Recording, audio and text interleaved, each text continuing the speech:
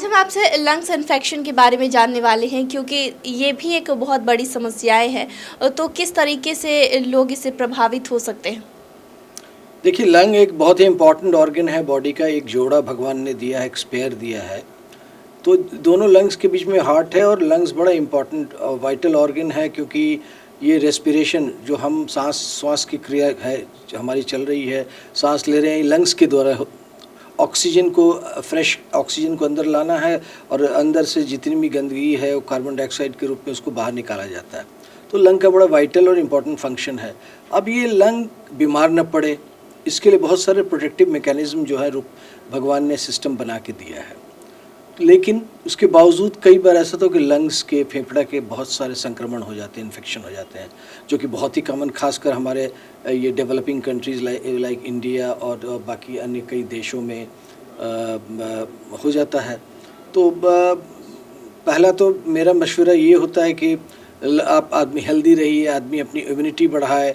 जिनकी इम्यूनिटी कम जाती है वो ज़्यादा इन्फेक्शन होने की संभावना होती है। इन्फेक्शन कई प्रकार का होता है, कॉमनली वायरल भी होता है, बैक्टीरियल होता है, फंगस के द्वारा होता है, टीबी के द्वारा होता है। तो टीबी तो बैक्टीरिया के द्वारा, माइकोबैक्टीरियम ट्यूबरकुलोसिस, और वो कॉमनेस्ट कारण है लंग के इन्फेक्शन होने का।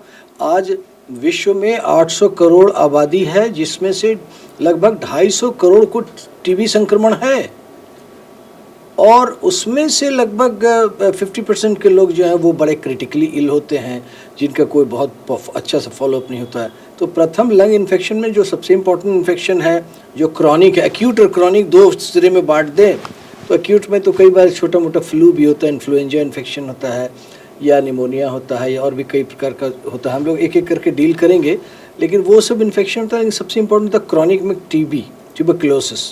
Tuberculosis one of the commonest infection है आज के डेट में। या फेफड़ा में, जैसे एक फेफड़ा फूल गया, COPD नाम की एक बीमारी होती है, क्रॉनिक ऑब्स्ट्रक्टिव पल्मोनरी डिजीज़, उसमें इन्फेक्शन सुपराइडेड लंग में हो जाता है। तो आज के डेट में मृत्यु का प्रथम कारण है heart disease, coronary artery disease, दूसरा है कैंसर, और तीसरा COPD हो गया है। तो COPD में भी कब हुआ है? जब वो इन्फेक्शन हो जाता है, संक्रमण हो जाता है, बार बार संक्रमित हो रहा है, किसी की इम्यूनिटी बहुत कम है, या पॉवर्टी एक कारण है, पूरे देश के लिए बहुत बड़ा बर्डन है। तो इसलिए हम लोगों को एक्सप्लेन करना है, लोगों को बताना है, इम्यूनिटी बढ़ानी है।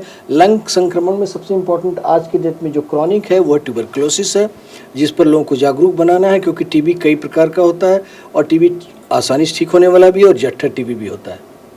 सांस की समस्याएं इसमें भी होती होंगी, तो किस तरीके से लोग समझें कि उन्हें लंग से जुड़े इन्फेक्शन हुई है? देखिए, मूलभूत तरीके से जो रेस्पिरेटरी सिस्टम, जो श्वसन जो भाग है, इसके लक्षण होते हैं 4-5 होते हैं। 5 इंपॉर्टेंट है। अगर वो 5 है तो जो क्लिनिशियन है, जो डॉक्टर है, या जो मरीज़ है, या जानकार लोग वो जाने। जैसे पहला ब्रेथलेसनेस, सांस फूल रहा है अगर।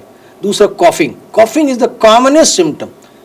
खांस रहा है कोई व्यक्ति अगर, तो वो कॉमन सबसे इम्पोर्टेंट लक्षण है कफिंग।